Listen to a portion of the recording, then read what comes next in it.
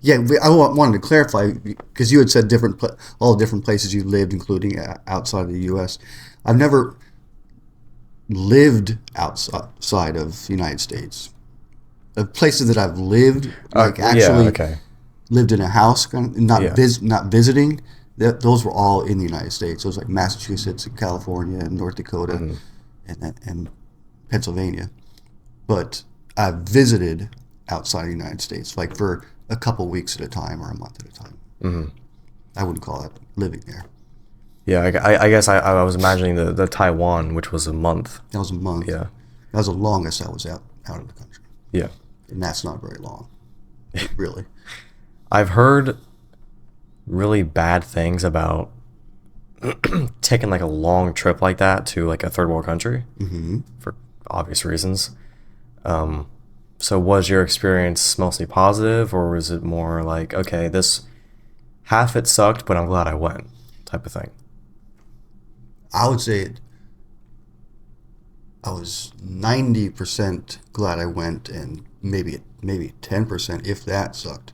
Oh, I mean, it wow. was challenging because it stretched me because I was only 18. I was right out of high school, Yeah. and this would have been. I'm looking back on it, I'm surprised that I actually did it because Hmm.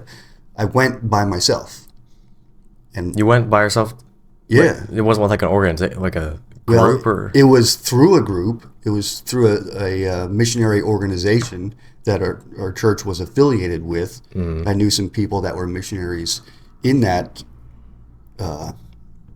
affiliation, and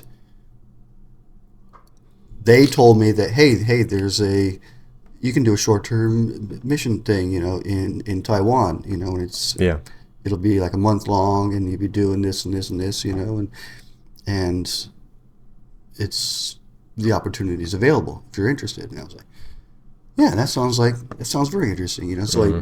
checked into it, and oh yeah, this is realistic. We got to figure out how to pay for it, and then turns out like the church will sponsor you, and they'll pay for your airfare, Mm. and okay, well, But so if you were that sounds going great then. for a mission trip, how are you going alone? Well, that's just it. It's like, I got my tickets and boarded the plane and flew to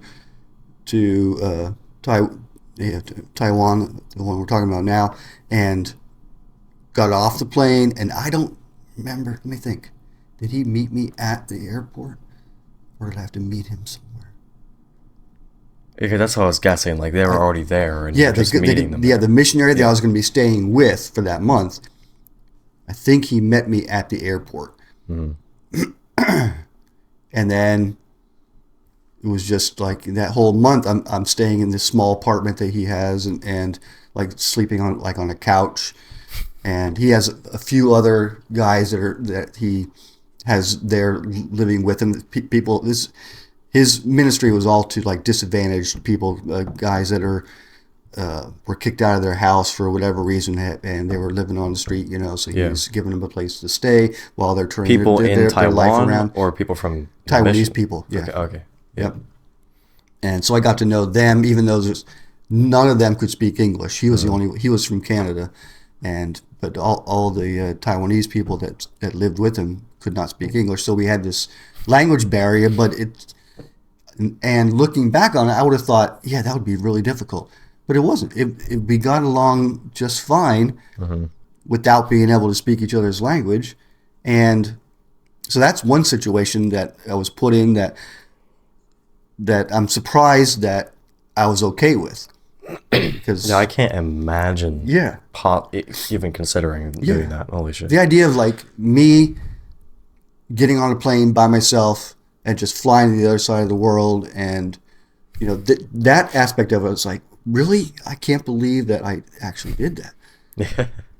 That's is completely not me, because that's putting yourself in a unfamiliar situation where you're going to have to ask dumb questions because you don't know what the hell you're doing. Yeah. You've never flown anywhere I think it was the first time I was on a plane. Yeah, I can't think of a time when I would Oh have my been on a God. plane before that. Hmm. So I'm going to and I have no idea what I'm doing, so I'm going to have to be asking people Oh questions. my gosh. And looking back on it, it's like, really? Did I really do this? Because that's not me. Mm-hmm. Putting myself in that kind of situation does not sound like me at all. But I did it, and it was a good situation. And while I was there, I was able to. He had this little tiny moped, little 50-cylinder, 50cc moped that was his sole transportation, and it was in a big city, and there were time after I was there, like a couple weeks. The whole time I was there, the only way we got around was the two of us on this tiny little moped, and he was a bigger guy. He was easily like 220 or something. Mm-hmm. So he and I on this little tiny, and it is a little 50cc moped God. is small. So the two of us like tooling around on this, and then after a couple of weeks, for some reason I can't imagine I would have asked him. Maybe he must have offered. He's like, "Hey, if you ever want to go somewhere, by yourself, you're welcome to use the moped." And I actually said yes. I've never driven a moped before in my life. And aren't the roads I'm insane in those cities? Yeah. Yeah. The traffic is crazy. It's dog eat dog. I mean, and to do that on this little tiny moped, never having driven a moped before, in a city, never having lived in a city before. Yeah. All these completely unfamiliar things to me. And me just saying, yeah, I'll do that. I'm going to go to wherever and on the other side of the city. And so he gave me directions. You're going to turn on this road, turn this road, turn this road, so that I could actually get there, because I would have no clue. There's no GPS back at that time, or anything like that. And I don't have a map, Rand McNally map that I can just reference. But he wrote down the directions for me, and I took off and I went. I got to where I was going. I got back, and it was a cool experience, and it really stretched me, because I would have told you ahead of time that there's no way in the world I would have done that. No. But I did it, and looking back, I was like, I was so glad that I did. Man, that is just... What do you think it was like with you being not having much fear about it and being 18? Like, what do you think? I had fear about it, but I didn't. I was probably naive enough to not have enough fear about it, is probably how it happened. Yeah. Naive as in like, what a third world country what could really possibly happen? That kind of naivety. Oh man, I don't have that. Tons of stuff could have happened. Going to the other side of the city by yourself is just ridiculous. Yeah. In a city, you can't read the street signs because they're in a different language.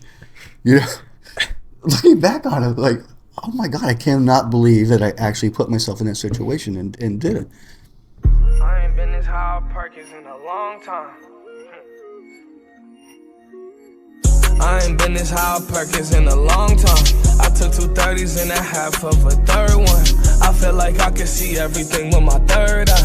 Feel like I'm floating, see the world from a bird's eye view. These drugs remind me of a girl I knew. A little sweet, a little sour, and it vibes with the mood. Ain't no competition, baby, but I'm higher than you.